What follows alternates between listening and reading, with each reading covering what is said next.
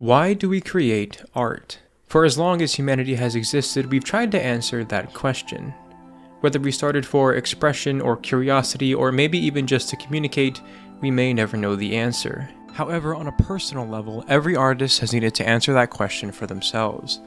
On the surface, art is such a superficial thing. Drawing is just pencil on paper, and literature is just an assortment of words. However, none of us actually feel that way about a piece of art that we really love. And if you trace back and try to figure out why that is, there may not be an answer. And so the question of why do we create art has become one that thousands upon thousands of poets and painters have asked themselves even now in the present day.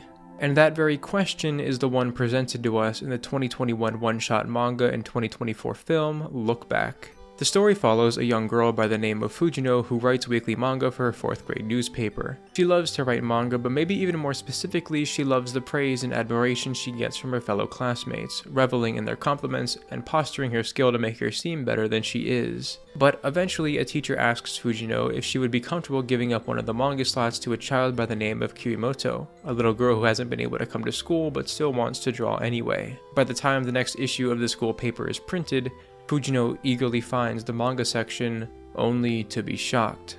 Fujimoto's drawings are incredible, with artwork befitting a near-professional level of skill, and it's as these two artists are given a side-by-side comparison that Fujino and her classmates realize that in reality, Fujino is just a bit better than average. Her manga is cute and sweet enough, but it's nothing like the expertly crafted backgrounds and imagery featured in Fujimoto's. This sends Fujino into a frenzy, and she spends the next few years of her life obsessed with art. She studies and practices, improving each week but never matching her unknown rival's level of talent and skill. And finally, after seeing yet another manga issue where she is completely and utterly defeated, Fujino decides to quit art. The story then provides a second time skip, showcasing Fujino's life without her obsession with art. She's able to hang out with friends after school and watch movies with her family. Her separation from art is so strong that she doesn't even care to not have the years of her work preserved in any fashion. This follows her even through middle school graduation, where by convenience, Fujimoto's graduation papers are delivered by Fujino herself. And it's here where Fujino finds something that she never thought she would. Fujimoto has been collecting copies of Fujino's work in the school paper, presumably since Fujino started drawing. And when the two of them meet and we finally get to see Fujimoto, it's revealed that she's actually just a big fan, to the point where she can recall exact manga strips and the dates they were released.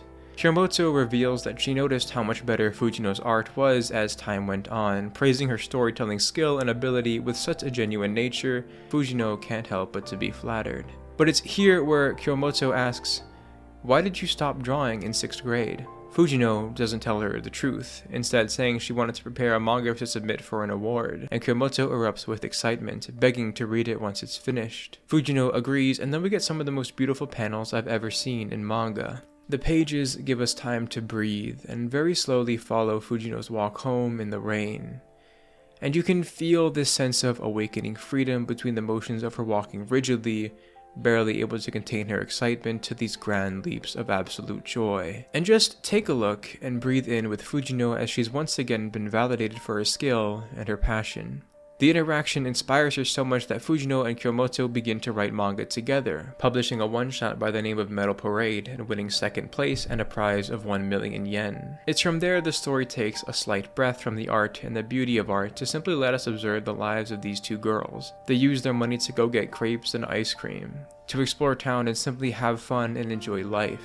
And it's here that I think Look Back starts to reintroduce the purpose of drawing back into the forefront of the narrative. Fujimoto reveals that the reason she never went to school is because she was terrified of leaving home, and she started drawing because she was bored. But because of that small decision she made on a whim, she is now outside with her friend, and in that way, art changed her life. The two girls continue to work together, and by the time that they graduate high school, they've published 7 one-shot manga and have an offer for their work to be serialized. However, this is where the story hits a crossroad. While Fujino wants the pair to continue working together, Fujimoto wants to go to art school. What happens next is a bit of a spat, where Fujino does her best to discourage her friend from leaving with harsh words and a dismissive attitude. She brings up that Fujimoto is bad at speaking to others. She's scared of strangers and that there aren't many jobs for people who graduate art school. But Kyomoto wants to be independent and stop relying on Fujino for everything, and eventually, Kyomoto begins crying and screams out that all she wants is to become a better artist. This idea is one that Fujino can most likely understand and deeply resonates with. Kyomoto wants to become a better artist, and that desire is leading her in a different direction. The story then abruptly cuts a few years into the future and shows that Fujino has continued a solo career, becoming so successful that her work is being adapted into an anime. And then this is where the story starts to challenge everything about creativity and art as a whole. Fujino sees a news report featuring a massacre in which 12 people were killed and 3 were heavily wounded, and among the people who died was Kyomoto. The visual storytelling now takes the focus of our attention as we follow Fujino back to Kyomoto's house where she had all the newspaper clippings still stored away. She happens to see an old strip she drew where Kyomoto died as a shut-in and somberly whispers that everything is all her fault. If she hadn't drawn manga on that day and committed to quitting, then Kyomoto would still be alive. And it's here that Fujino, on the ground and weeping over her lost friend, whispers out that drawing is completely useless. She eventually remembers back to how much she hates drawing manga. It's hard to learn to draw. Every step of the process is a hassle, and it takes so unbelievably long that you could work a whole day and make almost no progress. And it's there that Fujino remembers Kyomoto asking her a question. Something so simple yet so unbelievably complicated. Then why do you draw, Fujino? The rest of the story plays out with no words. Only animation or manga panels showing the 2 girls working tirelessly over art in their childhood. And the story never ends up giving words to Fujino's answer. We're left to assume that the whole reason she draws art is because of Kyomoto. And as Fujino stretches and sits back down to work on the final page, that will continue to be the case for as long as she lives. And all of that emotion and meaning of the story is put to an even greater context when we take a step back and look at the man who wrote this brilliant work, Tatsuki Fujimoto. Fujimoto was born in the Akita Prefecture of Japan on October 10, 1993. It wouldn't take him long to begin drawing and telling stories. Like many creators, Fujimoto found himself inspired by the incredible blockbuster movies, believing all of the great creators must consume a lot of good work. And you can feel that love for films come out during the cinema scenes in Chainsaw Man or his one-shot Goodbye Eri, or even in Fire Punch, where a character loves movies so much that she believes living would be worthless without them. This early inspiration in his life eventually led him to creating and submitting his first ever one-shot at the age of 17. It was called A Couple Cluckin' Chickens Were Still Kickin' in the Schoolyard. He wrote it without a theme in mind, fueled by sadness from news of his sick cat, and eager to get paid for his submission. The story itself is exactly what you might think from a manga that had no forethought and no storyboarding. The art is a bit weird at times, the paneling is a bit awkward with narrative and story that is distinctly amateurish. But what is phenomenal is his incredible ideas and the way he communicates them. Following this, Fujimoto would continue to practice despite never having been able to attend a prep school for art, as there were none located where he lived. He had a very unique mix of strengths and weaknesses because of this. On one hand, Fujimoto was very unpolished and in many ways unskilled as an artist. However, on the other hand, Fujimoto was a genius. That aspect of himself being easily noticed by the editors all the way back when he was 17. A comment from the editor who worked on A Couple Cluckin' Chickens Were Still Kickin' in the Schoolyard said this about young Fujimoto. Quote, "His ideas are incredible. However, the structure that comes from the storyboarding is lacking. The fact that the point of view changes between characters so frequently also makes it difficult to read." Seeing comments like this reminds me of the scene in Look Back where Kyomoto tells Fujino that she is a manga genius despite Fujino herself struggling with the value of her art and what it means. If you haven't noticed, Fujino and Kyomoto each contain 4 letters of Fujimoto's name, and I don't think that's an accident. To me, it's very clear that what he's writing about in Look Back is very personal and intimate, and that is incredible. It's very rare that we get a tender look into a creator's mind and insecurity when it comes to the creative process. And I think this comment stayed with Fujimoto and continued to be a weakness of his for a while. Look Back was written in 2021 after the serialization of Chainsaw Man, but that moment still feels so reminiscent of that editor's comment from when he was 17. But the beautiful thing about that is we can look back over Fujimoto's works and see everything he's published since then. And I think the best way to see both of his strengths and weaknesses work together in tandem is in his first serialized work, Fire Punch. I don't think I've ever read a work quite like Fire Punch. The world is so nihilistic in an earnest way and edgy while somehow being very sincere. If I needed to describe it, I would say it's like if you took the power system of My Hero Academia and blended it with the world of Berserk. On this planet, a select few people have supernatural abilities called blessings. The land has been covered in an oppressive snow and everyone lives in an eternal winter. And what initially stood out to me about this world and is most apparent in Fujimoto's storytelling here is that neither have any boundaries. When you think about human nature, what is the first thing that comes to mind? If you, who lived in a relatively civilized life in a first world country, were forced into a situation where you would need to throw away some of your humanity, what would you end up looking like? And one step further, what would the world look like as a result of that? Society, or at least what's left of it, has been reduced back to its worst qualities, and within the first 10 chapters, there's already a handful of scenes which include sexual assault or harassment in very disturbing and horrifying ways. Violence is not just an aspect of life, but a prerequisite, and what's really powerful about this world is that it pulls no punches.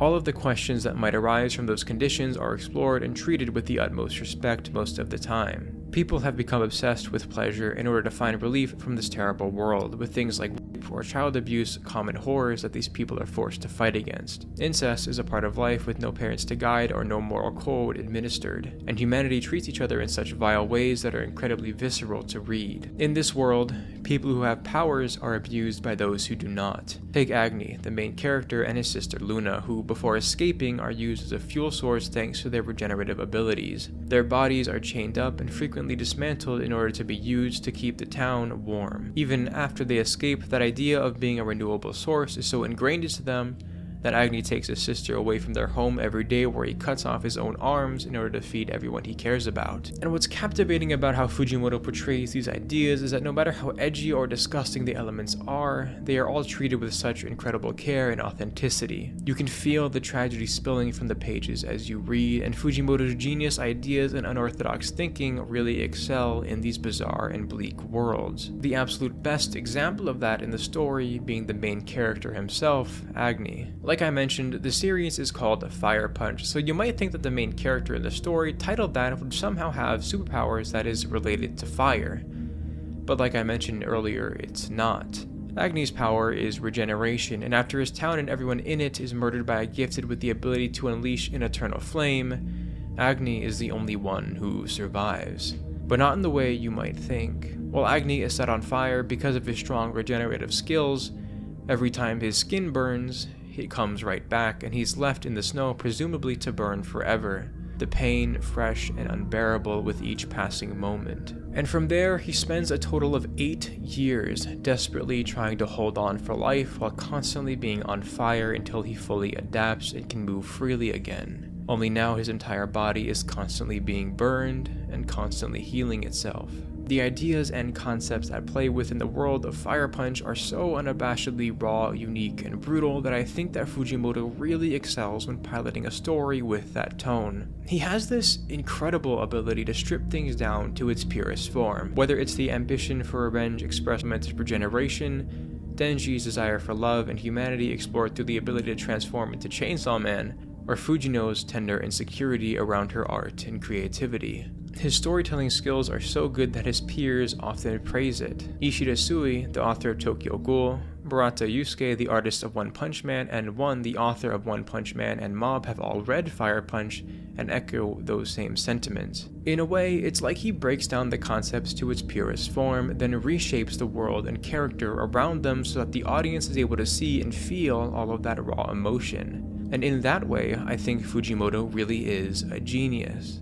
But there are sections of Fire Punch where the story feels like it's failing to live up to the intentions it had for itself. And I think if you look closely enough, you can feel that. In a way, it's almost like this genius is restrained by his own abilities. And that idea is very much reminiscent of the relationship between Fujino and her art. This little girl who is obsessed with becoming better so she is able to properly communicate what she wants through her creativity. And while that may seem like a leap in conclusion, I'm going to prove to you why it's not. Fujimoto appeared in a two-part interview all the way back in 2017 with one Samura Hiroaki, most famous for his work on the Blade of the Immortal manga. And what's really interesting about this interview are both the topics of discussion and the timing by which it happened. At this point in time, Fujimoto had not yet written Chainsaw Man and was not yet finished with Fire Punch, meaning that these years are very tender and special for Fujimoto himself. And I think the biggest way that is expressed is how he talks about his relationship with art. While he's barely into the interview, Fujimoto shows his hand very earnestly, saying, quote, "This is the first time I've had an interview with another creator, Samura-sensei. You previously had an interview with Kishimoto, the author of Naruto, didn't you? But for someone like me I'm dressed like usual. I didn't even shave." The conversation delves into various topics about manga and everything surrounding it, along with the lives of both respective mangaka. But the first time I think we get to see Fujimoto's insecurity in his art is toward the middle, where he says, quote, "If you can draw well, your art looks more convincing, right? I won't be able to convey what I want with mediocre drawing, so I need to improve," end quote. What's really interesting about this statement is you can feel the frustration and insecurity coming from that sentiment. In an earlier line, he expresses his frustration over not having enough time to really dial in his background or having learned enough. This insight into his mind and thought process continue with the following sections of the interview, where he asks if there are any secrets to drawing, along with expressing his frustration that his art is weak in comparison to others, saying, quote, "When I see a good artist, it makes me think that they must be cheating somehow. Like they got to redo their life or something, or else it wouldn't be possible to achieve that level of skill. There are a few people I think of like that, and you're number one. Another one is Kim Jung-gi. I feel like they all must have sacrificed something in their lives to get more time to draw." If the parallels to himself and other artists compared to Fujino and Kyomoto weren't obvious enough before, I feel like now they're almost impossible to miss. Interactions like this continue, and we get a taste as to where Fujimoto's insecurity may come from. While lots of other mangaka go through prep school and have the opportunity to improve through traditional means, that wasn't the case for Fujimoto. The best he was able to do was attend oil painting classes with a bunch of old people. In those, he briefly mentions that he told himself if he didn't get better than them within 4 years, he would just kill them. Hopefully this was a joke. However, because he didn't want to go on the run as a good artist, he would just need to get better and work hard. And one of his greatest regrets during that period is having not done enough real-life drawings. And I think that this unorthodox origin, along with his unusual mix of strengths and weaknesses as a storyteller, haunted him at this time through the serialization of Fire Punch. And like I mentioned earlier, there are sections of the story that fail at achieving their intended quality. After talking about how much he references other manga while he's drawing to try to learn, Fujimoto says this, quote, "I'm nowhere close to imitating them. I have trouble copying the poses too. If you have an elaborate pose, that alone makes an impact when you're reading, but it takes time with the sketches and everything, so I'm forced to give up. I really wish I could draw the snow in more detail too, but I don't have time. And I want to draw vapor coming out of the characters' mouths when they talk, but when the deadline is in a day and it's like I'm gonna die, I end up thinking, never mind about drawing the vapor. It's awful. I hate how many compromises I have to make." This perspective, whether or not you think it's too harsh, shows what I believe to be one of Fujimoto's most intense struggles as an artist. His art is not good enough. At least not within his own perspective. And I think that tenderness to his art and mindset is what makes Look Back feel so raw and emotional. When Fujino wants to quit art or questions why she even does it in the first place, I think those are real feelings and thoughts that Fujimoto felt and had. The scene of Fujino running in frustration after realizing her art isn't as good as her peers, or dancing in the rain after being admired for her hard work, have so much more weight behind it when we step back and look at the art within its context. And what makes this idea so beautiful to me as well is how Fujino matures throughout the story. There's a small scene where the girls are both young and Kyomoto mentions she wants to be better as an artist. Fujino's reply was, "Look at my back and you'll grow." I believe there is a lot of meaning wrapped up in this reply, and I think that the answer is born out of Fujino and Fujimoto's confidence after so much hard work. All of those weaknesses that Fujimoto had in the real world forced him to work harder than he would have needed to, and I think the skill of that effort combined with his unique ideas gave birth to a genius so many people talk about when referencing Tatsuki Fujimoto. Because of this, perhaps his greatest strength has been the ability and desire to learn. The intangible force of passion. There's that famous quote that goes, "Hard work beats talent when talent fails to work hard." I believe with all my heart that quote is generally true, but the undertone of that is in a world where both parties worked as hard as reasonably possible, there is still something else that will inevitably separate the two people. But there's another quote from the manga Grappler Baki that I think better puts to words the idea in the first statement. That quote being, "Someone who works hard can never beat someone who enjoys himself." The idea being that if hard work beats talent, then passion will beat hard work, because mere effort cannot withstand the burning ambition of inspiration. Some of the people who have worked under Fujimoto in the real world, or in other words looked at his back, this man who never went to prep school or never worked as an assistant, helped teach and work with Yuji Kaika, the author of Hell's Paradise, Tatsuya Endo, the author of Spy Family, and Yukinobu Tatsu, the author of Dandadan. Something like that is unorthodox and shouldn't happen, and yet it did because Fujimoto was the one who did it. And so if we can safely assume that Fujino is Fujimoto's close stand-in within the story of Look Back, what is his reason? Why does he draw? While we couldn't ever know unless he told us with his own words, I think that the answer is clear. Fujino looking back on Kyomoto could very well be likened to Fujimoto looking back at movies. Like I mentioned at the top of the video, Fujimoto loves films and the stories those movies told him. In the interview he mentions that seeing them makes him want to tell stories like them. And so I think the reason Fujimoto creates isn't all that complicated. I believe that Tatsuki Fujimoto draws because he is inspired. He saw or experienced something that made him want to create, and so he did. And that passion burned within him and took him from someone with no time in prep school and almost no practice on the human body, with no work as an assistant, and turned him into one of the most dynamic and amazing mangaka in this generation. His lacking of talent or skill didn't matter because he enjoyed himself. Maybe not the hard parts, maybe not the process, but the feeling of being inspired and telling a story through his own art. And I think the reason Look Back was so inspirational for me is because I relate to that. I remember when I was 13 and I finished The Red Pyramid and I immediately just started crying. The story was so good and the idea of stories were so beautiful that I wanted to share that with other people.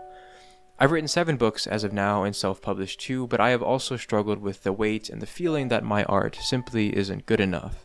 Seeing Fujino walk through the same path I did, although through a very different art form, was very relatable and personal. What I believe to be Fujino and Fujimoto's reason was also mine. That feeling of needing to create just because you're inspired. And so, before I end this video, I have a question for you. Why do you create? The exact reason doesn't need to be the same as Fujino, Kyomoto, or Fujimoto's, but I think that for every creative person, it's worth looking in the mirror and asking that very hard question. And I think that the great thing about that answer is, it doesn't really matter why. Maybe you just want to be known as a great artist, or maybe you think it's a great way to make money. It could be because you just want to have a hobby, or because you think it's fun. I do not believe the exact answer matters, but I think having that answer does. And if you don't know what the answer to that question is, don't you want to find out? The Earth has existed for thousands and thousands and thousands of years, and throughout all of that time, you are alive right now. On a literal, anatomic level, there has never been anyone like you who's walked the face of the Earth, and there never will be again. So if there's a story within you that wants to be told, whether YouTube videos or manga or novels or paint, it deserves to be brought to life. For this brief time that you are on the Earth and you are alive and breathing, for the 5 million people that will see what you made, that story should be told. Art doesn't have value because of how many people see it, but because of how many people couldn't have created what you can. And everything you can do is completely and wholly unique. If you enjoyed this video, consider subscribing or checking out some of our other work. And if there's a spark of passion within you, don't ever let it die. Until next time, keep dreaming.